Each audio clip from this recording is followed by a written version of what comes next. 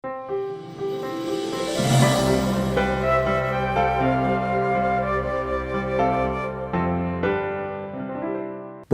verduidelik die voordele van KMV vir die besigheid. Dit speel 'n rol in die bou van kliënte loyaliteit. Mense sien daar buitekant wat die besigheid in die omgewing doen en hierdie omgewing lok dus loyale kliënte en mense stel belang om by daardie besigheid te gaan koop vanweë dit wat hulle doen in gemeenskappe. Dit help om die personeel te lok en te behou. Verhoogde winsgewendheid vanweë hoeveelheid kliënte wat nou nader kom vanweë hulle wat sien wat die onderneming doen.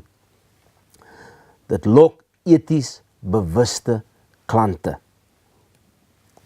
Bespreek verduidelik die voordele van KMV vir die gemeenskap. Liefdadigheidsbydra.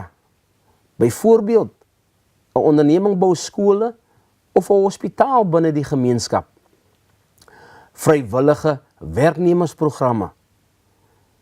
Gemeenskapsprogramme met kortprogramme op 'n aanhoudende basis.